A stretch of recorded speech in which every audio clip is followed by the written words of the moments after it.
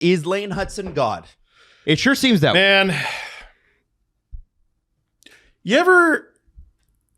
I'm reminded of a scene from The Sopranos where Chrissy Moltisanti goes, you ever feel like nothing good was ever going to happen to you? And Paulie Walnuts goes, yeah, and nothing did. That's how it feels reading the Lane Hutson news and being a Leafs fan. Yeah. Hey, Eric Engels reported yesterday that he did turn down more money, but CJ kind of clarified on the CJ show that would have been... what do they call it? That's illegal now, where you leave it for deferred later. money. Deferred money. Yes. So he could have made more in deferred, but it was the player apparently that went to his own management and to the team and said, "Okay, enough of this. Let's just get a deal done." And isn't that funny? How when a player takes control of the situation, it gets done. It gets done. Yep. Connor McDavid showed that. Lane Hutson showing that. Listen, I think the player made an enormous mistake. I think this is a really too low, not good move for him. You're 1 year in and you won the Calder. What are you doing? So I think it's a big financial mistake. He is making like 60 or 70 million bucks, isn't he? Yeah. I mean, at the end of the day, who gives a damn? It's not your money. It's not my money. Mm-hmm. He can do whatever he wants. The Habs can do whatever they want. The long and short of it is it's an extraordinary deal for the Montreal Canadiens. I don't know how Noah Dobson comes off a sub 40-point season. Mm-hmm. Lane Hutson comes off of 66 and wins the Calder. Yep. And Dobson's making more. I don't know. Well, because Dobson was traded for. Yeah, I don't get it. I don't get it. And also, I don't want to get it. He'd only played didn't Lane Hutson play 70, 80 games? That's it. Dobson's got a longer history. Less RFA. Your history can be used against you. They also bought UFA years versus RFA. Yeah, yes, that is true. But you need to be elite to make 9.5. And no, I don't think you do. Well, not anymore. Dobson makes 9.5. Dobson makes $1 million more than Provorov, and I know which one I'd rather. Yeah. I keep going back to the Provorov one. Holy cow. Listen, please report in the newspapers that I'm mad. I am mad. I hate this a lot. It's super good for the Montreal Canadiens. Which makes it worse. I would have been able to stomach it had I not been led to believe that this was going poorly. And... great deal. Fuck. Jesse, you were adamant this deal was going to get done. You were correct, sir. I think to explain what happened here with Lane Hutson and the reasoning behind him signing this deal, that on the surface you're like, oh, that's kind of interesting that he would take this low number here, is the Montreal Canadiens had a certain internal cap and number that they want him under, right? Yeah. If you're going to sign this deal at this point without that extended history of proving you can do it, we are not going to go north of $9 million. And Kent Hughes held firm in that negotiation. Yeah. He said, that's my number. And if you want that number, it's going to come with deferred money. And once that was taken to Lane Hutson, he said, no, I don't want to defer money. Then that number dropped even further. And I think the idea of holding firm in a negotiation here for Lane Hutson was a smart thing to do, because we outlined many times he has no leverage. That's why when he was pushing back for whatever his big number he wanted, and maybe he wanted that, maybe he didn't in the end, that would have been a very contentious situation. It would have taken a long time for this thing to play out. Yep. It probably would have ended up a situation where he's sitting out training camp, plus next year. Plus, he would have had to deliver this season. Yes. Yeah. There was a lot of pressure. A lot of pressure on Lane. If he wanted that contract, a lot came with it. Plus, to get that contract, they're buying 6 RFA years, right? Which are lower. CJ said it on the show. It's true. And not as many UFA years. So naturally, that number would be fine for the Montreal Canadiens, where you just go to arbitration, you'd solve it. You do this year and year and year. You just keep going. And if Lane Hutson wants to sit out his entire NHL career, you let him do that nonsense. So in a negotiation where Kent Hughes had all of the power, and he's a very good negotiator, and he has everybody on this roster under $10 million, and he says that, Lane, fall in line here if you want this done now. before you've even played year 2 of your NHL deal. If you want this money, it's there, but it's not going to be that number. And he said, yeah, I want $80 million of security for the rest of my life for my family and for me. So he said, that's cool. I can just go play hockey now. And the thing I should have picked up on, and I realized it yesterday, I was like, I should have noticed this before it was coming. He wanted this deal before the season, like all the big guys, like Kaprizov, like McDavid, like Eichel got his done right before the Vegas played and all that stuff. But Lane's not in that position. But the second best date to get that done, Habs home opener, which is tonight. That's why that deal got done. He gets to walk in there to the Bell Center with that deal done. Enormous. I'm here for 8 years. Yeah, biggest ovation probably of the group. Oh yeah, Yeah. After the pop is going to be crazy. the timing is it was telegraphed there, and I wish I noticed that. And it's a wonderful deal for Hudson just to secure the money. It's a lot of money. $11 million next July 1st, eh? Yeah, and yeah, if you want to do the contract details, it's all bonus. It's beautiful, actually. Yeah, This is why. So this is the benefit, right? Is that he is able to sign with a team that can offer bonuses like that, and signing this year versus next year, you're actually allowed to do this. Yeah, because Barry Bettman's like, before I go out, I need to make it worse. Yeah, and he sure did. And God bless him for it. This is why I get upset. Like Adam is the biggest Penguins hater on the show. I am not. But on the show, you went to a game talking about on the show. On the show, you went to the game the other day and booed them the entire time. I did. Yep. And no, Erik Karlsson actually did cost me a fantasy win, but okay. Adam is the biggest Penguins hater on the show. But I get upset when Penguins fans push back. I've seen this phase of Kyle Dubas. I've seen it. Trade this player for draft picks. Any idiot can do that. So many GMs in this league are good at that.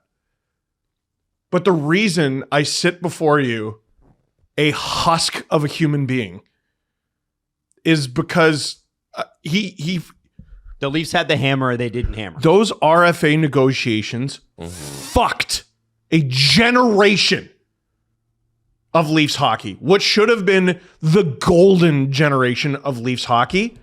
And we're watching it with them 10 years in and one of them gone. We're watching it pour through our fingers like sand. We're trying to hold on to something that's gone. They might be good, but it ain't going to be the way it was supposed to be. You've taken the Lane Hutson conversation in a direction. Well, I think, this is relevant. Oh, yeah, I'm sure Habs fans are like, no, get back to the Habs on this one. Yeah, no, please turn the knife on yourself, Steven. No. It just feels like the Squidward watching SpongeBob and Patrick run around meme. Like, I am watching all these young stars that Montreal has take less. And I'm like, cool. Can't wait for Austin to sign for 20 after the next 2 years of them doing, so far, looks like fuck all. Do you want to do the bonus structure? And then Yeah, I'm doing it. I got it. And then I think that's such a great point, though. I would love to just wax poetic on how good the Habs will be. 11 million. Yep. Next. 11 million. 11, 9.5, 6.5, 6, 6, 5. That's how it kind of lines up in terms of bonus structure. So that's it shows you, $55 million, I think, in bonuses. I think it shows you how little deferred money appealed to him. No, I'm young. I want all the money now. I'm not John Tavares. I'm not 35. Right. Give me the money He hasn't made the money yet. He wants that giant check on July 1st. And who can blame him? I would also take $11 million. Yeah, I would take $11 million once. You don't even have to do it the rest of the times. Yeah. Yep. It's an amazing deal for the Canadiens. It just is. And you know what? It's a bummer because my bit went away. I was really enjoying needling them. I'm so mad about it. Do you want to play the clip that Habs fans love to look give at it to now? Me. Yeah, let's go. I'll bring it up. We're not popular in this division, eh? Well, I don't know, man. Like his dad got involved. Like it did get bad. He gave a very weird 45-minute interview in his car, and we rightly were like, that was odd. Yeah, that's okay. Bill Goyven. Lane Hutson and the Montreal Canadiens have taken a beat. The negotiations are extraordinarily tense. Fried said hurt feelings on both sides and they need to take a beat. Hurt feelings on both sides? He's been in the league 1 year. I think Lane's going to make this thing easy on the Habs. Jesse, what? I think what are you talking about? We just said they're upset with each other. Jesse, I watched a super weird 45-minute interview in a car that suggested otherwise. And all of the noise, I think it's the right thing to do is zag on that. What's going to happen here is he gets a $9 million contract. Do you know who his agent is? Close. If you say that. Sean Coffey of Cortex Management, which would be Darren Ferris is his boss.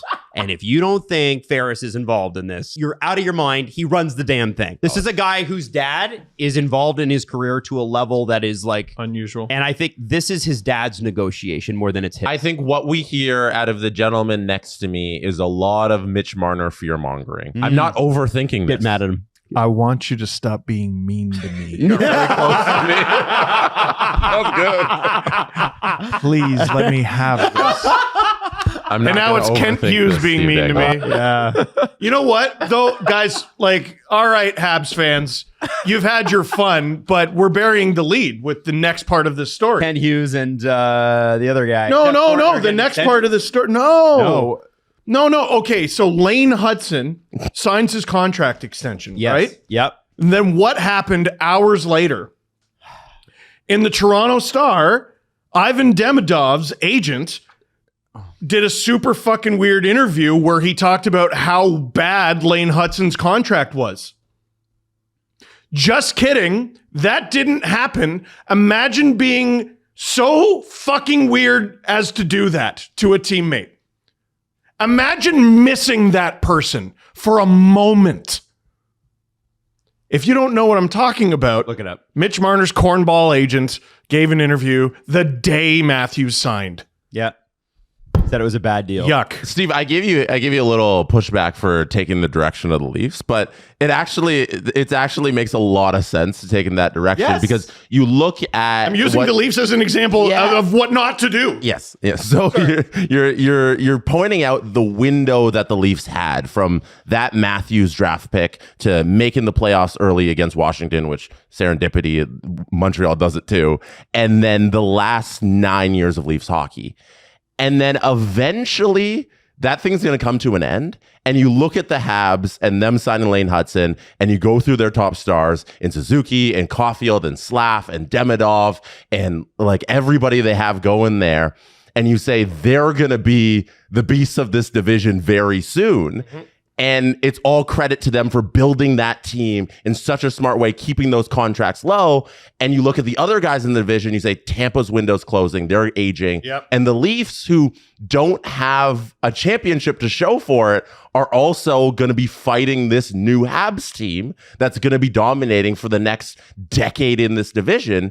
And it's great thing for the Habs, and it's kind of sad for the Leafs. Yeah. Yeah. Kind of sad. Yeah. No, I think you're so right to take it there. Devastating. You won't, if you're lucky, you'll have another opportunity like the one you had with Nylander, Matthews, Marner in 20 years. If that. You'll be extraordinarily lucky. The Penguins are generationally lucky, and it still took like 30 years, a journey through the fucking early mid-2000s desert where they were unwatchable pond scum, and they moved. Almost Their moved. franchise almost left the city because of how bad they were. Crosby put up over 100 points as a rookie, and they were still bad enough to pick second overall that year. And they go from Lemieux to Crosby. And that may never happen again. The two teams that this has actually happened to, the Oilers and the Penguins, it took 30 years. Yes. And you don't want to wait in between. Boy, like It doesn't last forever. Like these players, I hope they know that when you get these opportunities in the playoffs and these chances and kicks at the cans again and again and again, that's not going to be there forever. And the path to improvement is so obvious for Montreal too. Like Josh Anderson, get your second line center sorted out. You're probably fine. Yeah, well, how are we going to get that? Well, Josh Anderson's contract is terrible, and it doesn't last forever. Goodbye, Lane Hutson. Fuck, I hate that they're on the same team. Patrick Laine and his horrible contract. They're not going to be there forever. Goodbye. You know, they have $27 million in cap space available next season. Wow, it's like already, and there's nobody to sign.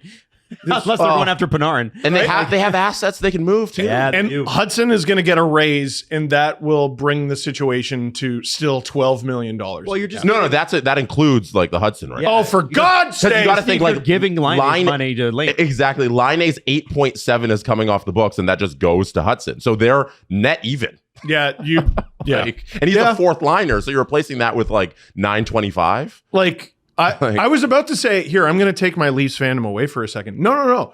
Bleeding my Leafs fandom into this conversation, I think, gives it more legitimacy. I think it's important. I hate what the Montreal Canadiens are doing because it is fantastic.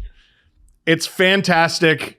If any Leaf fan is listening to this and you're depressed, you should be. That is the appropriate reaction. I think sometimes sorrow... It fits the situation, and this situation calls for it. Fuck our lives. They ruined a generation of our team. Montreal did two smart things when they hired Jeff Gorton and Kent Hughes. They hired a guy who turned the New York Rangers around in like 18 months. And then the owner, who's allegedly a difficult man to deal with, was like, no, we need a change here. Certified. And let him go. Yeah. Ridiculous. And so Montreal grabbed him because they were smart, right? And it was time to get rid of Bergevin. Because he talked about the owner behind his back. Is that what it was? Yeah, you're talking about Jeff Gordon, right? Yeah. So what that was, I believe it was Gordon and John Davidson. Tom Wilson beats up Artemi Panarin, and then they had that brouhaha, and the Rangers released that statement. Mm-hmm. The Rangers released a statement from the owner that is certifiable. It's insane. It's an insane thing to do. And it cost James Dolan 250,000 fun coupons. Does not matter to him. He doesn't care about the money. He doesn't care about his reputation. John Davidson and Jeff Gorton do, because they have to. So they let it be known around the league, hey, we had nothing to do with that statement. And James Dolan, as a dictator, as dictators do, said, off with their head. I didn't realize that was the story. And if I remember it correctly. Wow. And great, you let a top tier executive stay in the conference, you buffoon. Well, and how have the Rangers done? They've been up and down. They took a President's Trophy team and set it on fire. Yeah. Actually set it on fire. They did get a President's Trophy. They fought fire with fire in a fight with themselves. I'd like to continue, though, Yeah. with the other part, which is they hired a guy who's an agent who understands what? What do agents understand? Agents. Contracts. Yes, Jesse. And dealing with players. So you got a really It's kinda experienced crazy. guy who's got a track record of success, and you've got experienced negotiator with a track record of negotiating and understanding player value. The Leafs had guy that used to run player safety and guy that apprenticed under Lou Lamoriello, who was signing weird contracts. And then all of a sudden, the summer he's there to take over, gets the Tavares deal done, and then is left with the rest of it. The future planning, the way the Leafs set this up, the future planning part of it, neither of those guys, let's be straight, was qualified, and we didn't know it at the time because they were doing dynamic things and things were coming together and it was looking good. They were out of their head, underwater, not out of their heads, but they were underwater. And if the Toronto Maple Leafs understood what they needed to do, you don't capitulate on the Nylander negotiation. You let him sit, right? You don't capitulate on the Marner negotiation. You let him play in Zurich. And if you have to trade those players, that's what you do, but you set the tone. And the Toronto Maple Leafs, like when they signed Nylander, we all felt like, well, that was a pretty fair deal. They didn't want to sign him to that deal, but they called him the last day and said, okay, fine, we'll give you your I was number. at CBC that day. It was December 1st. We will give you your number. And so when you capitulate like that, you've just sent a notification to everybody going, they'll eventually capitulate. Yeah. They want to win that bad. I don't blame them for wanting to win that bad. I do blame them for not realizing that they had the hammer the entire time. Yeah, and they never got any of those deals done early. One thing that all of these teams are doing. That was a Lou thing, though. That was a Lou thing. Not getting it done. Yeah, early, even Jonas Siegel wrote in the article. He remember his whole thing was if you have time, use it. That was Lou Lamoriello's philosophy. And if you remember, Nylander was available to be extended under Lou, and so was Marner a season early. And I think the Leafs were going to. The thought was, well, if we offer whatever Nylander's contract would be, but the Marner offer was like going to be something like 8 times 8, and the Leafs were like, we're not doing that. We're just not going to do that.